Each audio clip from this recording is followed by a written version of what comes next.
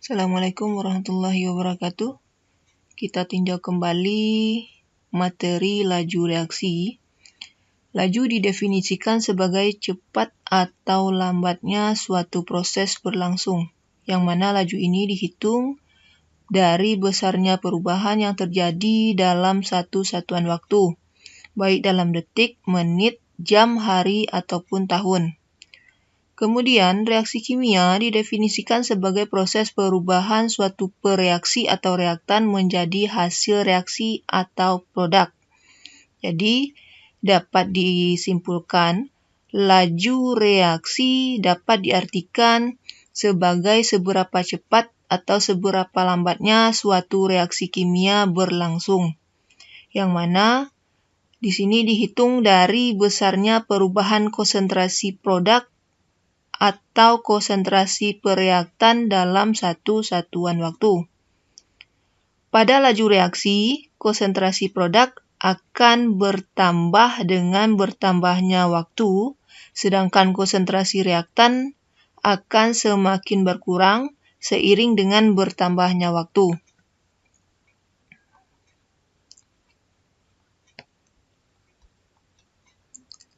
Kemudian ada beberapa faktor yang mempengaruhi laju reaksi. Yang pertama yaitu konsentrasi pereaksi. Satuan konsentrasi yang digunakan dalam laju reaksi yaitu molaritas.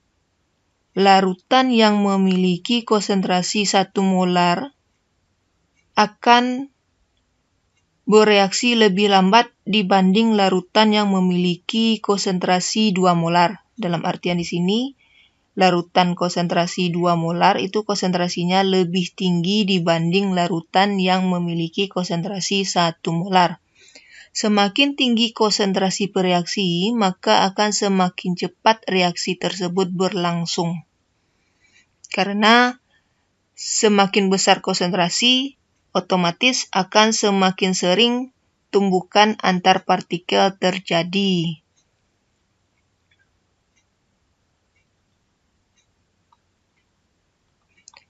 Kemudian suhu. Apabila suhu dinaikkan, maka partikel-partikel akan semakin aktif bergerak, sehingga tumbukan akan semakin sering terjadi, yang mengakibatkan laju reaksi akan berlangsung semakin cepat. Kemudian tekanan. Penambahan tekanan akan memperkecil volume, sehingga memperbesar konsentrasi. Otomatis, apabila konsentrasi semakin besar, maka laju reaksi akan semakin cepat. Kemudian faktor berikutnya yaitu katalis. Katalis adalah suatu zat yang dapat mempercepat laju reaksi tanpa mengalami perubahan atau terpakai oleh reaksi itu sendiri. Jadi katalis di sini berperan dalam suatu reaksi tetapi bukan sebagai pereaksi ataupun produk. Katalis mempercepat laju reaksi dengan cara menurunkan energi aktivasi, yang mana energi aktivasi ini merupakan energi yang dibutuhkan untuk melangsungkan suatu reaksi. Jadi dengan adanya katalis, maka suatu reaksi akan berlangsung lebih cepat daripada reaksi tanpa katalis. Kemudian luas permukaan. Luas permukaan sentuh memiliki peranan yang sangat penting dalam laju reaksi. Semakin besar luas permukaan bidang sentuhnya, maka akan semakin sering terjadi tumbukan antar partikel. Otomatis, laju reaksi akan semakin cepat. Contoh, gula, butiran gula akan lebih lambat larut dibanding dengan serbuk gula atau gula yang dihaluskan. Kita lanjut dengan persamaan laju reaksi. Untuk laju reaksi A ditambah B menghasilkan C ditambah D, dapat kita tulis persamaan umum laju reaksinya menjadi V atau R sama dengan K dikali dengan konsentrasi A, konsentrasi pereaksi A, berpangkat X, konsentrasi pereaksi B berpangkat Y. Yang mana di sini V atau R merupakan laju reaksi, K merupakan tetapan atau konstanta laju reaksi, A konsentrasi pereaksi A, B konsentrasi pereaksi B, X orde reaksi terhadap A, sedangkan Y orde reaksi terhadap B. Apabila orde terhadap A dijumlahkan dengan orde terhadap B, X ditambah Y, maka ini dinamakan sebagai orde reaksi total.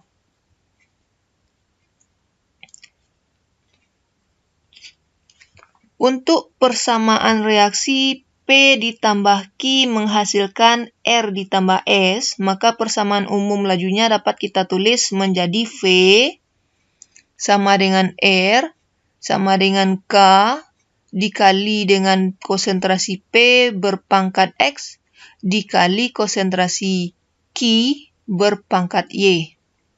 Kita tinjau orde reaksi. Orde reaksi atau tingkat reaksi adalah angka yang menunjukkan besarnya pengaruh konsentrasi reaktan terhadap suatu reaksi. Orde reaksi ada 3. Ada orde 0, grafiknya seperti ini, yang mana pada orde 0 ini laju reaksi tidak bergantung pada konsentrasi. Kemudian ada orde 1, grafiknya seperti ini, yang mana pada orde 1 laju reaksi berbanding lurus dengan konsentrasi. Dengan bertambahnya konsentrasi, maka laju reaksi juga akan semakin cepat.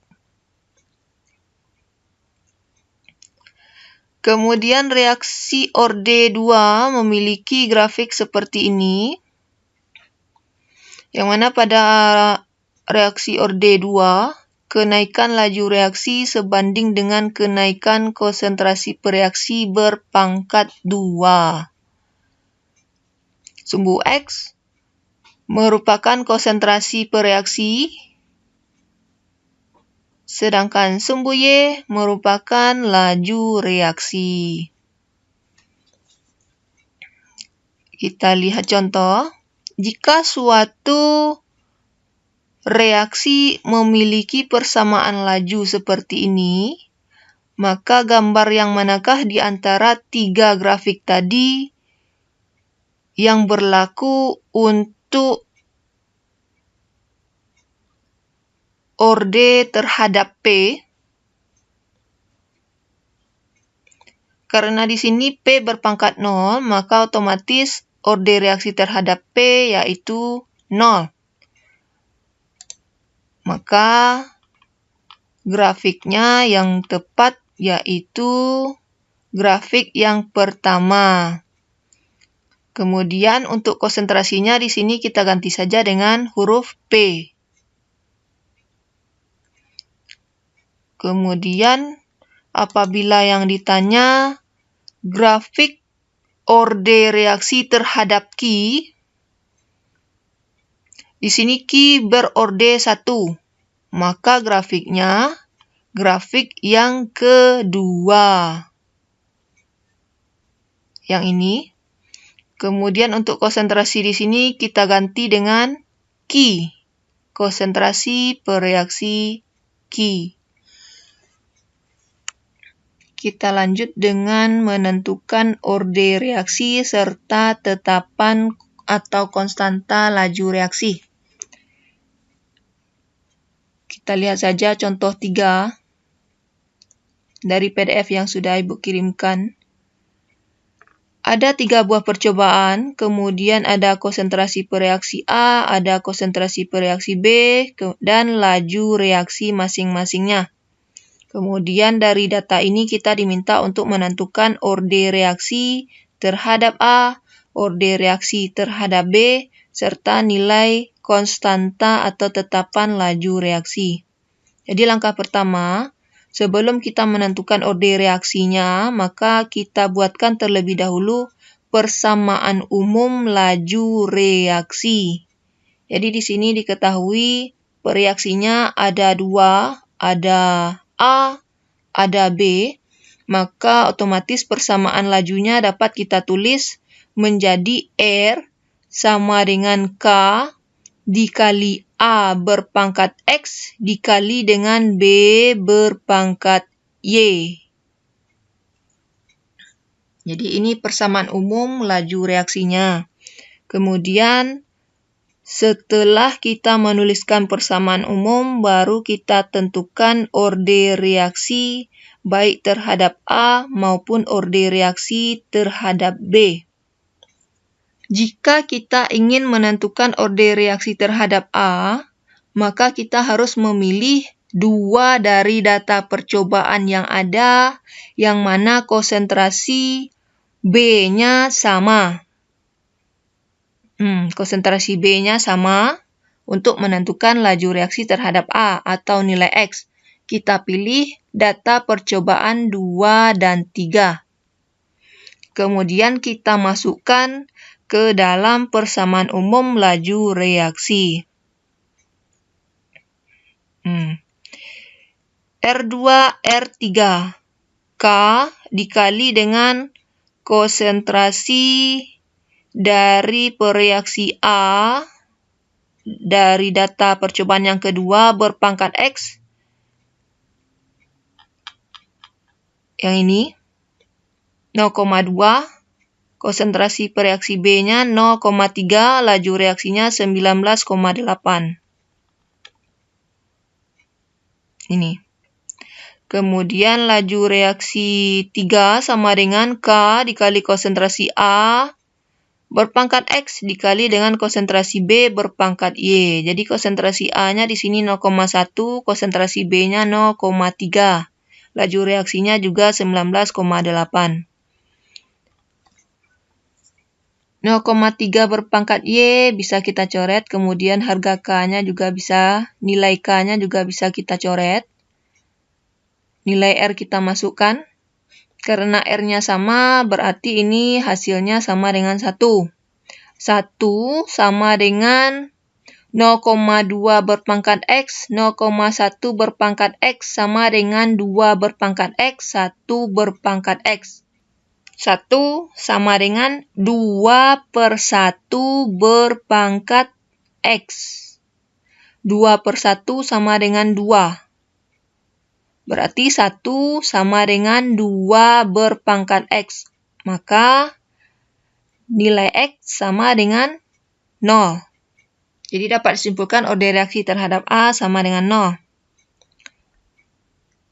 Kemudian kita lanjut dengan orde reaksi terhadap B. Jadi kalau kita ingin menentukan orde reaksi terhadap B, maka kita harus memilih data percobaan yang konsentrasi A-nya sama.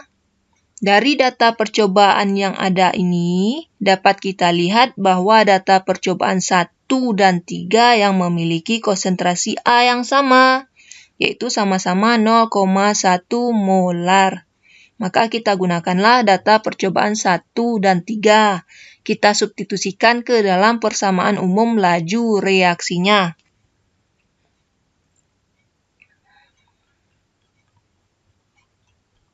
Seperti ini. R1 sama dengan K dikali 0,1 berpangkat X dikali dengan 0,1 berpangkat Y. R3 sama dengan K dikali dengan 0,1 berpangkat X dikali dengan 0,3 berpangkat Y.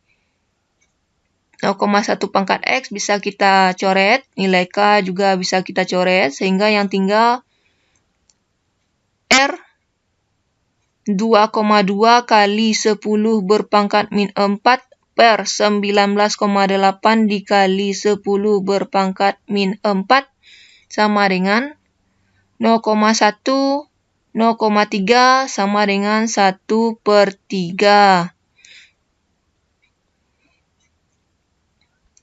1 per 9 sama dengan 1 pangkat Y per 3 berpangkat Y. 1 per 9 sama dengan 1/3 berpangkat Y.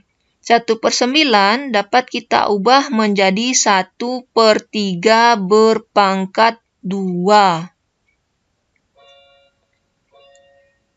1/3 berpangkat 2 sama dengan 1/3 berpangkat Y.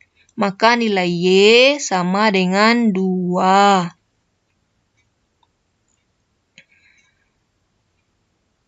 Nah, jadi setelah dapat orde reaksi terhadap A dan orde reaksi terhadap B, maka kita tulis ulang persamaan laju reaksinya dengan mengganti harga X dan Y.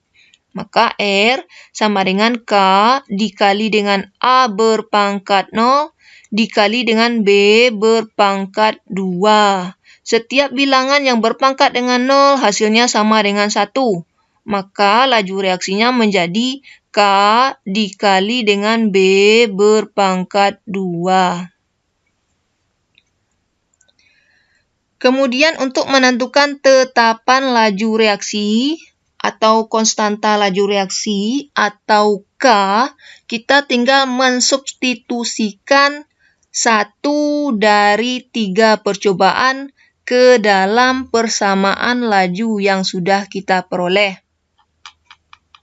Boleh kita ambil di sini data percobaan 1, boleh juga data percobaan 2, atau data percobaan 3. Yang jelas apabila kita menggunakan data percobaan 1, kita harus konsisten. Konsentrasi pereaksinya harus kita gunakan percobaan 1. Begitu juga dengan laju reaksinya. Harus konsisten. Percobaan 1, semua datanya kita gunakan percobaan 1. Kalau kita menggunakan data percobaan 2, maka semuanya kita gunakan data percobaan 2. Begitu juga dengan percobaan 3. Jadi cukup pilih salah satu saja. Substitusikan ke dalam persamaan laju reaksi yang sudah diperoleh. Jadi di sini data yang digunakan yaitu data percobaan 1. Data percobaan 1, konsentrasi A-nya 0,1, konsentrasi B 0,1, dan harga R laju reaksinya 2,2 kali 10 berpangkat min 4. Diganti saja harganya. 2,2 kali 10 berpangkat min 4 dikali dengan K dikali dengan 0,1 berpangkat 2. Sehingga diperolehlah harga K-nya 2,2 dikali dengan 10 berpangkat min 2. Kemudian bagaimana caranya untuk menentukan laju reaksi jika konsentrasinya ditentukan? Misalnya, tentukan laju reaksi jika konsentrasi A 0,2 molar, konsentrasi B 0,1 molar. Untuk menyelesaikan soal ini, kita cukup mensubstitusikan harga konsentrasi ke dalam persamaan laju reaksi yang sudah lengkap. Maksudnya sudah lengkap di sini, orde reaksinya sudah kita peroleh, harga tetapan lajunya juga sudah kita peroleh. Jadi kita tinggal mensubstitusikannya saja dan melakukan operasi matematika baik itu perkalian maupun pembagian. Maka akan langsung kita peroleh harga laju reaksinya. Baiklah Nana Ibu, demikianlah penjelasan terkait dengan laju reaksi, penjelasan singkatnya. Jika ada hal yang masih belum dimengerti, silakan ditanyakan. Wassalamualaikum warahmatullahi wabarakatuh.